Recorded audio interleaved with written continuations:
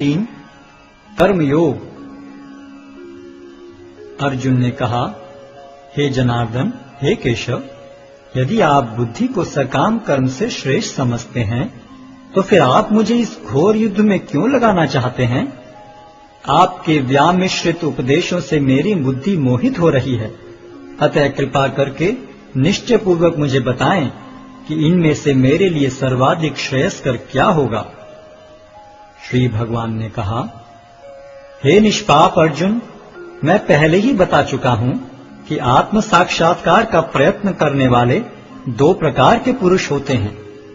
कुछ इसे ज्ञान योग द्वारा समझने का प्रयत्न करते हैं तो कुछ भक्तिमय सेवा के द्वारा। न तो कर्म से विमुख होकर कोई कर्मफल से छुटकारा पा सकता है और न केवल संन्यास से सिद्धि प्राप्त की जा सकती है।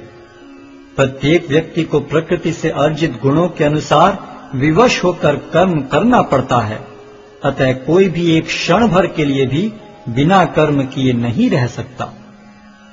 जो कर्म इंद्रियों को वश में तो करता है, किंतु जिसका मन इंद्रिय विषयों का चिंतन करता रहता है, वह निश्चित रूप से स्वयं को धोखा देता है और मिथ्याचारी कहलाता है। दूसरी ओर यदि कोई निष्ठावान व्यक्ति अपने मन के द्वारा कर्मेंद्रियों को वश में करने का प्रयत्न करता है और बिना किसी आसक्ति के कर्मयोग प्रारंभ करता है, तो वह अति उत्कृष्ट है। अपना नियत कर्म करो, क्योंकि कर्म न करने की अपेक्षा कर्म करना श्रेष्ठ है। कर्म के बिना तो शरीर निर्वाह भी नहीं हो सकता।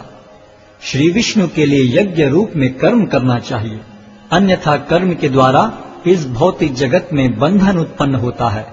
अतः हे कुंती पुत्र, उनकी प्रसन्नता के लिए अपने नियत कर्म करो। इस तरह तुम बंधन से सदा मुक्त रहोगे। सृष्टि के प्रारंभ में समस्त प्राणियों के स्वामी ने विष्णु के लिए यज्ञ सहित मनुष्यों तथा देवताओं की संततियों को रचा और उनसे कहा, तुम इस यज्ञ से सुखी रहो, क्योंकि इसके करने से तुम्हें सुखपूर्वक रहने तथा मुक्ति प्राप्त करने के लिए समस्त वांछित वस्तुएं प्राप्त हो सकेंगी। यज्ञों के द्वारा प्रसन्न होकर देवता तुम्हें भी प्रसन्न करेंगे और इस तरह मनुष्यों तथा देवताओं के मध्य सहयोग से सबों को संपन्नता प्राप्त होगी।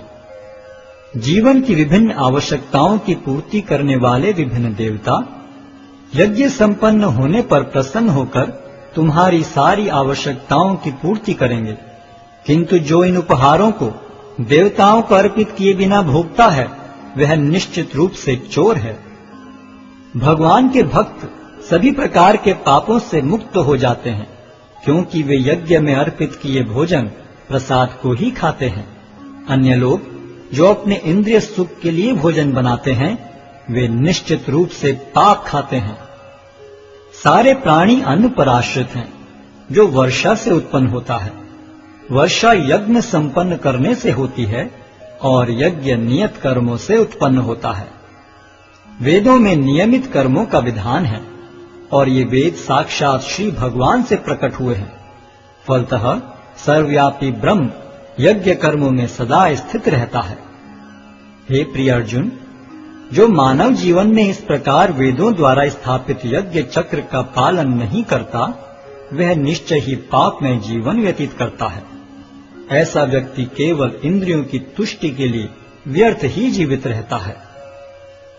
किंतु जो व्यक्ति आत्मा में ही आनंद लेता है तथा जिसका जीवन आत्म साक्षात्कार युक्त है और जो अपने में ही पूर्णतया संतुष्ट रहता है, उसके लिए कुछ कारणीय कर्तव्य नहीं होता। स्वरूप सिद्ध व्यक्ति के लिए न तो अपने नियत कर्मों को करने की आवश्यकता रह जाती है, न ऐसा कर्म न करने का कोई कारण ही रह जाता है। उसे किसी अन्य जीव पर निर्भर रहने की आवश्यकता भी नहीं रह जाती। अतः कर्म फल में आसक्त हुए बिना मनुष्य को अपना कर्तव्य समझकर निरंतर कर्म करते रहना चाहिए, क्योंकि अनासक्त होकर कर्म करने से उसे पर ब्रह्म की प्राप्ति होती है। जनक जैसे राजाओं ने केवल नियत कर्मों को करने से ही सिद्धि प्राप्त की। अतः सामान्य जनों को शिक्षित करने की दृष्टि से तुम्हें कर्म करना चाहिए। महापुरुष जो जो आचरण करता है, सामान्य व्यक्ति उसी का अनुसरण करते हैं। वह अपने अनुसरणीय कार्यों से जो आदर्श प्रस्तुत करता है, संपूर्ण विश्व उसका अनुसरण करता है। हे प्रथापुत्र, तीनों लोकों में मेरे लिए कोई भी कर्म नियत नहीं है। न मुझे किसी वस्तु का अभाव है और न आवश्यकता ही है, तो भी मैं नियत कर्म करने में तत्पर रहता हूँ। क्योंकि यदि मैं नियत कर्मों को सावधानी पूर्वक न करूं, तो हे पार्थ, यह निश्चित है कि सारे मनुष्य मेरे पथ का ही अनुगमन करेंगे। यदि मैं नियत कर्म न करूं, तो ये सारे लोग नष्ट हो जाएंगे।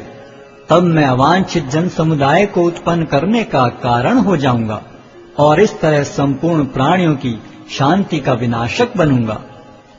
जिस प्रकार अज्ञानी जन फल की आसक्ति से कार्य करते हैं, उसी तरह विद्वान जनों को चाहिए कि वे लोगों को उचित पथ पर ले जाने के लिए अनासक्त रहकर कार्य करें। विद्वान व्यक्ति को चाहिए कि वह सकाम कर्मों में आसक्त अज्ञानी पुरुषों को कर्म करने से रोके नहीं, ताकि उनके मन विचलित न हो, अपितु भक्ति भाव से कर्म करते हुए वह उन्हें सभी प्रकार के कार्यों में लगाएं, जिससे कृष्ण भावनामृत का क्रमिक विकास हो। जीवात्मा अहंकार के प्रभाव से मोहग्रस्त होकर अपने आप को समस्त कर्मों का कर्ता मान बैठता है, जबकि वास्तव में वे प्रकृति के तीनों गुणों द्वारा संपन्न किए जाते हैं।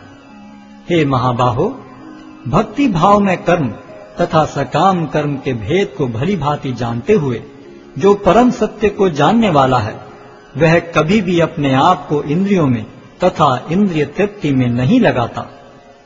माया के गुणों से मोहग्रस्त होने पर अज्ञानी पुरुष पूर्णतया भौतिक कार्यों में संलग्न रहकर उनमें आसक्त हो जाते हैं।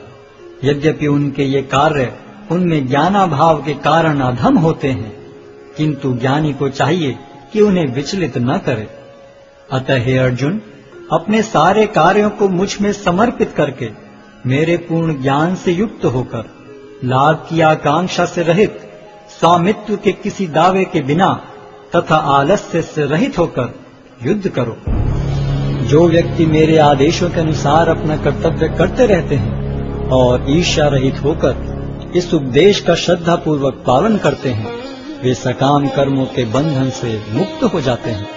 किंतु जो ईर्ष्यावश इन उपदेशों की उपेक्षा करते हैं और इनका पालन नहीं करते, उन्हें समस्त ज्ञान से रहित, दिग्भ्रमित तथा सिद्धि के प्रयासों में नष्ट भ्रष्ट समझना चाहिए। ज्ञानी पुरुष भी अपनी प्रकृति के अनुसार कार्य करता है, क्योंकि सभी प्राणी तीनों गुणों से प्राप्त अपनी प्रकृति का ही अनुसरण करते हैं। भला दमन से क्या हो सकता है? प्रत्येक इंद्रिय तथा उसके विषय से संबंधित राग द्वेष को व्यवस्थित करने के नियम होते हैं। मनुष्य को ऐसे राग तथा द्वेष के वशीभूत नहीं होना चाहिए, क्योंकि ये आत्म साक्षात्कार के मार्ग में अवरोधक हैं। अपने नियत कर्मों को दोषपूर्ण ढंग से संपन्न करना भी अन्य के कर्मों को भली भांति करने से श्रेयस्कर है। स्वीय कर्मों को करते हुए मरना पराये कर्मों में प्रवृत्त होने की अपेक्षा श्रेष्ठतर है, क्योंकि अन्य किसी के मार्ग का अनुसरण भयावह होता है। अर्जुन ने कहा, हे वृष्णिवंशी, मनुष्य न चाहते हुए भी पाप कर्मों के लिए प्रेरित क्यों होता है? ऐसा लगता है कि उसे बलपूर्वक उनमें लगाया जा रहा हो। श्री भगवान ने कहा, हे अर्जुन, इसका कारण रजोगुण के संपर्क से उत्पन्न काम है, जो बाद में क्रोध का रूप धारण करता है और जो इस संसार का सर्वभक्षी पापी शत्रु है। जिस प्रकार अग्नि धुएं से, दर्पण धूल से अथवा भ्रूण गर्भाशय से आवृत रहता है, उसी प्रकार जीवात्मा इस काम की विभिन्न मात्राओं से आवृत रहता है। इस प्रकार ज्ञान में जीवात्मा की शुद्ध चेतना उसके काम रूपी नित्य शत्रु से ढकी रहती है, जो कभी भी तुष्ट नहीं होता और अग्नि के समान जलता रहता है। इंद्रियां, मन तथा बुद्धि इस काम के निवास स्थान हैं। इनके द्वारा यह काम जीवात्मा के वास्तविक ज्ञान को ढककर उसे मोहित कर लेता है। इसलिए हे भरतवंशियों में श्रेष्ठ अर्जुन, प्रारंभ में ही इंद्रियों को वश में करके इस पाप के महान प्रतीक काम का दमन करो और ज्ञान तथा आत्म साक्षात्कार के इस विनाशकर्ता का वध करो। कर्मेंद्रियां जड़ पदार्थों की अपेक्षा श्रेष्ठ हैं। मन इंद्रियों से बढ़कर है, बुद्धि मन से भी उच्च है और वह आत्मा बुद्धि से भी बढ़कर है।